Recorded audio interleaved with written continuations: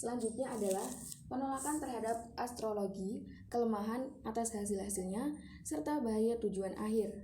Astrolog-astrolog dulu berpendapat bahwa pengetahuan tentang kekuatan-kekuatan astral dan pengaruhnya diperoleh jalan pengalamannya. Hal ini mutlak tidak benar. Bukti yang paling jelas ialah bahwa para nabi adalah manusia-manusia yang paling jauh dari sebutan sebagai seorang yang memiliki keahlian. Mereka tidak menerjunkan dirinya memberikan keterangan tentang hal yang gaib atau supernatural, terkecuali yang berasal dari Allah. Sebagaimana yang telah dijelaskan di dalam soal tauhid dengan berbagai argumentasi, bahwa tidak ada pengantar kecuali Allah Subhanahu wa taala. Kebatilan astrologi ditinjau dari titik pandangan syariat, serta kelemahan persepsinya dilihat dari segi pemikiran rasional. Namun mereka juga dapat menimbulkan kerusakan akidah orang-orang awam bila mana secara kebetulan ada di antara hukum-hukum astrologi terjadi benar dengan cara yang tak dapat diterangkan dan tidak dapat diteliti kebenarannya. Astrolog harus dilarang dalam masyarakat yang berperadaban mengingat bahaya yang ditimbulkannya kepada agama dan negara. Selanjutnya adalah penyangkalan terhadap efektivitas kimia, kemustahilan eksistensinya, bahaya yang muncul sebagai akibat mempraktekannya. Beberapa ahli kimia berkubang diri pada lubuk penipuan belaka. Para penipu seperti itu mempergunakan hasil manipulasinya untuk mencetak uang dengan cetakan resmi yang mereka edarkan ke tengah masyarakat. Ibnu Sina sejalan dengan pendapatnya, semua logam termasuk pada spesies yang berbeda, mengatakan bahwa eksistensi kimia harus ditolak dan mustahil. Namun, At-Taugari menyalahkan pernyataan Ibnu Sina. Dia menolak bahwa pelakuan tadbir kimiawi dan pemrosesan tidak berarti suatu penciptaan baru atas suatu diferensia khusus, tetapi hanya menciptakan kondisi bagi suatu substansi untuk menerima suatu diferensiasi tertentu. Namun, pendapat para ahli kimia berbeda. Ia menunjukkan bahwa eksistensi kimia adalah mustahil dan bahwa asumsi-asumsi dari semua yang mempertahankan kimia, tidak hanya At-Taugari atau Ibnu Sina itu salah. Perbuatan teknis harus didahului dengan persepsi-persepsi yang detail dari berbagai tingkatan tabiat mineral yang hendak diikuti dan ditiru, atau yang padanya. Selanjutnya adalah tujuan-tujuan yang harus dilahirkan dalam karang-mengarang dan yang itu saja yang dinyatakan valid. Pembendaharaan ilmu manusia adalah jiwa manusia sendiri. Allah telah menciptakan persepsi yang bermanfaat baginya untuk berpikir dan lalu untuk memperoleh pengetahuan. Adapun tujuan karang-mengarang, taklif yang harus ditunjang dan dianggap berlaku terbatas pada tujuan hal diantaranya. 1. Menyimpulkan suatu ilmu pada pokok permasalahannya, pembagiannya kepada bab-bab dan pasal-pasal, serta pembicaraan tentang berbagai problemanya. Kedua, kemungkinan semua orang lain mendapatkan hak dalam mengambil manfaat dan pengetahuan yang dimilikinya. Ketiga, menyampaikan penemuannya. Selanjutnya yaitu mengenai banyaknya buku ilmu pengetahuan yang ditulis merupakan penghambat memperoleh ilmu pengetahuan. Ketahuilah bahwa salah satu hal yang merintangi dan membahayakan manusia memperoleh ilmu pengetahuan yang sesama adalah banyaknya jumlah buku yang ditulis, berbedanya istilah-istilah yang diperlukan dan dipakai untuk pengajaran, serta beragamnya metode yang dipergunakan di dalamnya. Seorang pelajar memang dituntut untuk menguasai semua, sehingga ia pantas menyandang predikat mufti. Hal ini berarti kesemuanya harus diulang-ulang dipelajarinya, namun padahal maknanya adalah satu dan sama. Dan hal ini merupakan salah satu di antara sejumlah keganjilan dunia. Sebab kalau tidak, yang diperoleh hanyalah seorang pelajar yang meskipun menghabiskan seluruh umurnya untuk mempelajarinya, tetapi tidak mampu menguasai ilmu bahasa Arab, padahal bahasa Arab adalah salah satu alat komunikasi. Selanjutnya mengenai banyaknya ringkasan tentang bermacam masalah keilmuan mengganggu proses belajar. Buku-buku ringkasan memuat susunan sejumlah permasalahan pokok yang dibahas berikut judul buku-bukunya. Bentuknya yang sangat ringkas dan tiap kalimat berisi banyak rumusan tentang masalah pokok. Tapi cara ini merugikan, bukan saja terhadap gaya bahasa buku aslinya yang baik, tetapi juga kepada pengertiannya. Ternyata pengaruhnya berakibat merusak terhadap proses pengajaran dan mengganggu usaha-usaha menimba ilmu pengetahuan. sebab para pelajar pemula dengan serta-merta dihadapkan kepada bagian-bagian yang paling lanjut dari permasalahan pokok yang dibahas. Maka para sarjana membuat ringkasan dengan tujuan hendak memudahkan pekerjaan pelajar. Menghafal pada hakikatnya membebaninya dengan membuat mereka kurang sanggup mendapatkan keahlian yang dibutuhkan. Sikap yang benar dalam pengajaran, taklim ilmu-ilmu pengetahuan, dan metode mengajarkannya. Ketahuilah bahwa mengajarkan pengetahuan kepada pelajar hanya akan efektif bila dilakukan dengan berangsur-angsur, setapak demi setapak, dan sedikit demi sedikit. Pertama-tama, guru mengajarkan kepada muridnya problem-problem yang prinsipil mengenai setiap cabang pembahasan yang diajarkan. Dan guru juga tidak boleh puas hanya dengan cara pembahasan bersifat umum saja, tetapi dia harus membahas segi-segi yang menjadi pertentangan dan berbagai pandangan yang berbeda-beda. Kemudian, pada suatu kali pelajar yang sudah terlatih itu harus digiring kepada masalah pokok yang dibahas. Penting pula tidak mencampur adukan antara lalu mengajar anak-anak dan perbedaan metode yang dipergunakan di kota-kota Islam. Mengajar anak-anak dalam Al-Quran merupakan suatu simbol dan pekerti Islam. Metode-metode kaum muslimin dalam mengajarkan taklim Al-Quran kepada anak-anak berbeda-beda sesuai perbedaan pendapat mengenai berbagai keahliannya. Yang pertama itu ada orang Maghribi yang membatasi pendidikan dan pengajaran Al-Quran kepada anak-anak, baik mengenai ortografi Al-Quran maupun masalah-masalah lainnya. Kemudian ada orang Andalusia. Metode mereka dalam pengajaran taklim Al-Quran berikut penguasaan tulisannya sebagaimana apa adanya. Hanya saja karena Al-Quran merupakan fondasi dan sumber Islam serta semua ilmu pengetahuan, mereka menjadikannya sebagai dasar pengajaran, dan mereka juga tidak membatasi pengajaran anak-anaknya kepada Al-Quran saja, tetapi mereka memasukkan berbagai pelajaran lain ke dalam kurikulum pengajarannya. Lalu ada orang Ifriqiya. Mereka mengkombinasikan pengajaran Al-Quran pada anak-anak biasanya dengan hadis. Mereka juga mengajarkan kaidah dasar ilmu pengetahuan dan masalah ilmiah tertentu. Hanya saja perhatian mereka pada Al-Quran dan desakan penghafalan Al-Quran di kalangan anak-anak serta pengetahuan mereka mengenai perbedaan riwayat-riwayat dan bacaan-bacaannya lebih banyak daripada yang lainnya. Sedangkan perhatian mereka pada khat datang belakangan. Lalu yang terakhir itu ada orang-orang timur. Sejauh yang kita ketahui, mereka memiliki sejenis kurikulum campuran. Dalam mengabarkan bahwa pengajaran Al-Quran dan kaidah-kaidah dasar ilmu pengetahuan agama diberikan ketika anak-anak telah menginjak dewasa. Mereka tidak mencampur baurkan pengajaran Al-Quran dengan pengajaran khat. Mereka dalam pengajaran taklim Al-Quran berikut penguasaan tulisannya sebagaimana apa adanya. Hanya saja karena Al-Quran merupakan fondasi dan sumber Islam serta semua ilmu pengetahuan, mereka menjadikannya sebagai dasar pengajaran, dan mereka juga tidak membatasi pengajaran anak-anaknya kepada Al-Quran saja, tetapi mereka memasukkan berbagai pelajaran lain ke dalam kurikulum pengajarannya. Lalu ada orang Ifriqiya. Mereka mengkombinasikan pengajaran Al-Quran pada anak-anak biasanya dengan hadis. Mereka juga mengajarkan kaidah dasar ilmu pengetahuan dan masalah ilmiah tertentu.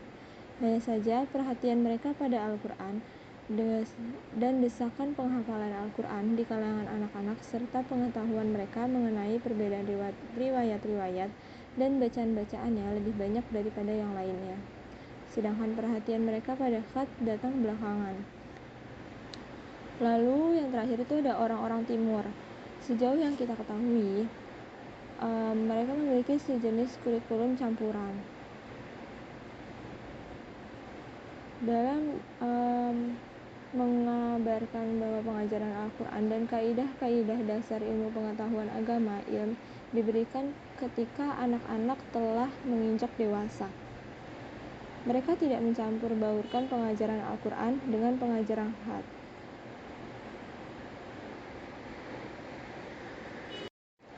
Kekerasan terhadap pelajar membahayakan mereka,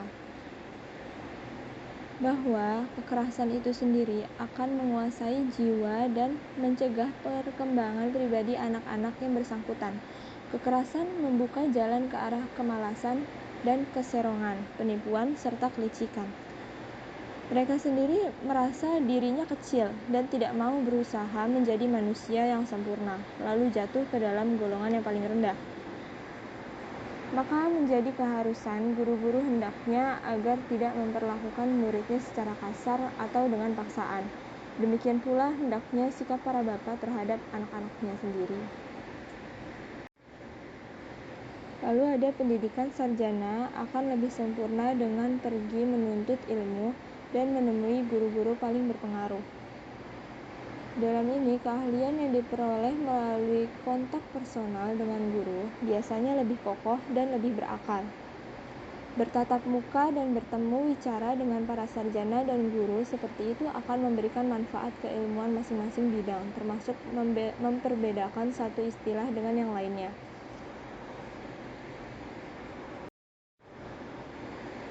Lalu ada sarjana kurang akrab dengan politik. Hal ini disebabkan karena mereka terbiasa dalam spekulasi akal, selalu dalam pencarian konsep dan mengambil berbagai abstraksi dari bukti-bukti yang sensibilia dan kemudian dicernakan dalam otak sebagai permasalahan yang universal. Mereka memberikan pengertian hukum kepada sesuatu secara analogi, yang sama dan semacam, tidak menyesuaikan dirinya dengan sesuatu yang menjadi objek hukum sampai proses pemikirannya itu bersesuai dengan kenyataan yang ada di luar. Sebaliknya, mereka mengambil kesimpulan tentang apa yang sepatutnya berlaku di luar menurut apa yang ada di dalam pikirannya. Mereka sudah terbiasa dengan mendasarkan pendapatnya kepada spekulasi dan pertimbangannya, dan tidak mengenal pendekatan-pendekatan yang lain.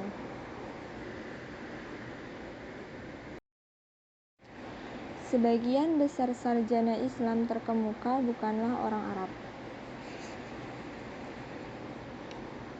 Penduduk pada waktu itu adalah orang-orang Arab. Mereka tidak mengenal hal-hal yang berkenaan dengan pengajaran taklim, termasuk penulisan buku dan karya secara sistematis.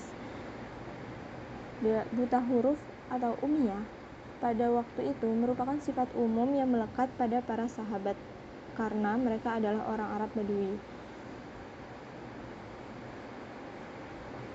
Sebutan Qurra buat para ahli Al-Quran pada masa itu menunjukkan pada pengertian ini. Para pembaca pertama Al-Quran dan As-Sunnah yang menerima bacaan langsung dari Rasulullah tidak mengenal hukum-hukum syarak kecuali dari Al-Quran dan hadis. Peletak nahwu atau tata bahasa Arab adalah Sibawayh, kemudian Al-Farisi dan Az-Zajjaj. Mereka non-Arab, yaitu keturunan Persia. Profesi sarjana dianggap hina dan dijauhkan, karena lingkungan penguasa melihat para sarjana enggan mengadakan kontak dengan mereka. Para sarjana dinilai cuma menyibukkan diri dengan hal-hal yang tidak ada manfaatnya bagi penguasa, terutama dalam persoalan pemerintahan dan politik. Seseorang yang bahasa pertamanya bukan bahasa Arab mendapatkan kesukaran memperoleh ilmu pengetahuan dibandingkan dengan yang berbicara bahasa Arab sejak awal. Orang yang mempelajari ide-ide harus menggalinya dari kata-kata yang mengungkapkannya. Untuk itu, seseorang membutuhkan pengetahuan linguistik dan keahlian berbahasa. Huruf-huruf tulisan yang memiliki cara untuk menunjukkan kata-kata yang diucapkan, sejauh cara itu tidak dikenal, sejauh itu terdapat ketidakmungkinan mengetahui apa yang hendak diungkapkan.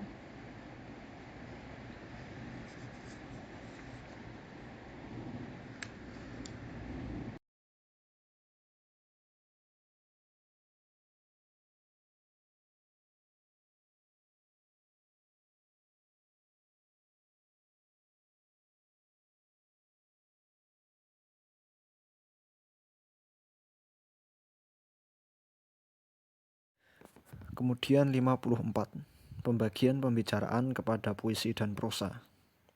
Dalam bab ini Ibnu Khaldun menjelaskan bahwa dalam bahasa Arab terdapat kalam atau percakapan yang terbagi menjadi dua cabang. Satu diantaranya yaitu syair nazoman, yaitu pembicaraan dengan matra dan ritma yang setiap barisnya berakhir pada suatu huruf yang tertentu yang disebut ritma atau sajak. Cabang yang lain adalah prosa, yaitu pembicaraan yang tanpa matra. Setiap cabang mencakup berbagai macam sub-cabang dan cara pengucapan. Puisi terbagi menjadi beberapa hal, yaitu sajak-sajak pujian, madah, sajak kepahlawanan, dan alegi. Alegi adalah sajak-sajak atau puisi yang mengandung ratapan dan kesedihan. Adapun prosa, ia berupa prosa bersajak ataupun prosa biasa. Nomor 55 yaitu kemampuan menulis puisi dan prosa yang baik jarang sekaligus dikuasai oleh satu orang. Sebabnya karena keahlian akan maksimal dan dikuasai jika berada pada fitrahnya yang pertama. Apabila keahlian lain lebih dahulu telah menempatinya, maka keahlian yang lain kemudian tidak mendapatkan ruang yang cukup untuk tumbuh. Selain itu, bahasa baru tidak akan dikuasai secara sempurna seperti halnya bahasa yang pertama, karena lidah telah terbentuk untuk menuturkan bahasa yang pertama. Kemudian pada akhir bab, Ibnu Khaldun menyimpulkan bahwa seseorang yang telah memiliki suatu bidang keahlian sulit akan menguasai bidang keahlian yang lain dengan kadar kesempurnaan yang sama.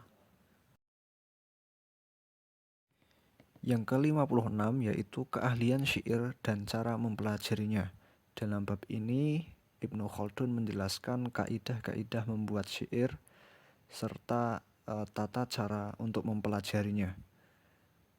Ilmu mengenai syair ini disebut dengan ilmu arud. Kemudian Ibnu Khaldun menjelaskan mengenai bait. Bait ialah kombinasi kata yang memiliki pengertian dan tiap bait ini mengungkapkan rasa sastra. Sehingga rasa-rasa kejiwaan, ungkapan-ungkapan hati dari bangsa Arab diungkapkan melalui bait-bait ini. Kemudian salah satu tips yang diberikan oleh Ibnu Khaldun atau salah satu kaidah yang ia jelaskan yaitu bahwa topik dalam tiap baitnya itu harus berkesinambungan, memiliki topik yang sama, serta jika ada perubahan topik, Ibnu Khaldun menjelaskannya bahwa perpindahan topik itu harus dilakukan dengan sangat baik dan halus. Kemudian keahlian berpuisi ini menjadi hal yang umum di kalangan orang Arab. Orang-orang Arab memiliki kemampuan dasar dalam membuat syair. Mereka sering menuturkan syair di berbagai tempat, khususnya di pasar dan tempat-tempat umum lainnya. Dan dasar dalam membuat puisi ini ialah ilmu balaghah atau konformitas pembicaraan dengan apa yang ingin disampaikan disertai tuntutan dari situasi tertentu. Sehingga dalam situasi-situasi tertentu diperlukan cara-cara khusus untuk menyampaikan pesan-pesan dan ide-ide. Itulah yang disebut dengan ilmu balaghah. 58 yaitu keahlian berbahasa diperoleh dengan banyak membaca dan menghafal. Kualitas yang baik dari keahlian berbahasa adalah hasil dari kualitas yang baik dari bahan yang dikuasai. Maksud dari Ibnu Khaldun dalam bab ini ialah bahwa kemampuan berbahasa, kemampuan balaghah dan membuat puisi, serta tulisan-tulisan yang baik ditentukan oleh bagaimana seseorang itu membaca dan belajar. Kemampuan berbahasa diperoleh dari bacaan yang bagus dan hafalan yang kuat. Selain dari bacaan yang berkualitas tadi, Ibnu Khaldun juga berpendapat bahwa kemampuan berbahasa yang baik berasal dari hafalan yang kuat. Inilah yang mendasari di pesantren-pesantren saat ini untuk mempelajari bahasa melalui ilmu nahwu dan sorof, dasarnya ialah hafalan serta bacaan. Kemudian Ibnu Khaldun menemukan bahwa setiap keahlian akan membawa warna atau corak khusus pada jiwa. Hal ini terlihat dari bagaimana ulama fikih, ulama tasawuf, serta ulama balaghah itu akan berbeda dalam pembuatan puisinya. Kemudian rasa sastra dan balaghah sastrawan muslim lebih baik dari sastrawan jahiliyah, sebab kebersihan hati dan kejernihan pikiran sastrawan muslim belajar dari gaya bahasa Al-Quran dan hadis. Ibnu Khaldun menemukan bahwa karya sastra dari sastrawan muslim pasca kedatangan muslim itu lebih baik daripada puisi karya sastrawan zaman jahiliyah pra-Islam. Hal ini didasari atau disebabkan oleh turunnya Al-Quran dan hadis yang memiliki rasa kebahasaan yang tinggi, sehingga orang-orang Islam dan sastrawan muslim belajar dari Al-Quran dan hadis. Selain itu, Ibnu Khaldun juga menyebutkan tokoh-tokoh dari sastrawan tersebut. Untuk sastrawan muslim seperti Hasan bin Sabit, Umar bin Abi Robi'ah, Al-Haythah, dan lain-lain itu lebih baik dibandingkan dengan sastra karya sastrawan jahiliyah seperti Alaqamah bin Abadah, Sarofah bin Al-Abad, dan lain sebagainya. 59. Keterangan tentang arti kata yang alami dan bikinan, dan bagaimana perkataan bikinan dapat menjadi baik atau kurang baik. Dalam bab ini Ibnu Khaldun ingin menyampaikan bahwa dalam sebuah prosa atau perkataan, terutama juga pada syair, ide-ide atau substansi perkataan itu juga sama pentingnya dengan kata-kata itu sendiri. Tanpa adanya ide atau substansi, perkataan hanya bagaikan tanah yang mati atau tidak berguna. Sehingga bab ini melengkapi dari bab nomor 57 bahwa dalam bab 57 syair dan prosa diciptakan dengan kata-kata. Di sini Ibnu Khaldun berpendapat bahwa kata-kata adalah yang utama. Tetapi Ibnu Khaldun juga menambahi bahwa ide atau substansi juga sama pentingnya, juga sama pentingnya dengan kata-kata tadi. Sebab kata-kata yang baik tanpa ada isi yang baik juga tidak akan sempurna. Disinilah ilmu balaghah atau ilmu tentang retorika dan ilmu ma'ani mengenai ide dan substansi itu harus digunakan secara bersamaan. 60. Orang-orang yang berkedudukan tinggi mengembangkan persya'iran.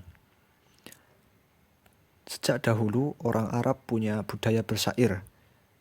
Maksudnya sejak zaman pra-Islam atau pada masa jahiliyah. Saat itu syair dibacakan di berbagai tempat, terutama di pasar sebagai tempat umum.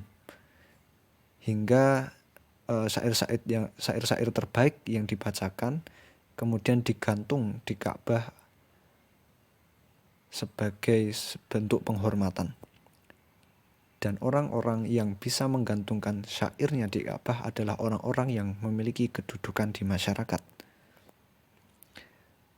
Kemudian pada masa pasca Islam atau setelah kedatangan Islam, budaya bersyair ini dilanjutkan karena tidak ada larangan.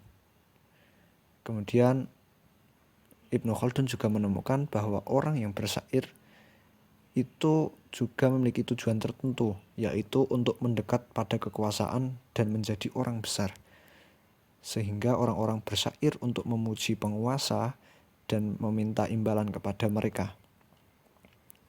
Sejak saat itulah muncul degradasi atau penurunan kualitas balaghah syair pada orang-orang kontemporer pada masa Ibnu Khaldun. Sebab syair bukan hanya sebagai seni dan sastra, tetapi sebagai sarana untuk mendekatkan kepada kekuasaan. 61, yaitu syair orang Arab dan orang kota kontemporer. Ibnu Khaldun menemukan bahwa kerusakan kaidah penulisan bahasa Arab dan syair itu disebabkan bercampurnya bahasa Arab dengan non-Arab. Orang kota yang notabene berasal dari berbagai tempat, di situ bahasa menjadi tercampur.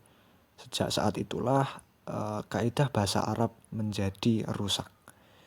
Dan para filolog atau orang-orang yang mempelajari dan ahli dalam bidang teks serta sejarah dan budaya itu mempermasalahkan model syair orang-orang kontemporer yang bahasanya telah tercampur dan kaedahnya sudah tidak sesuai.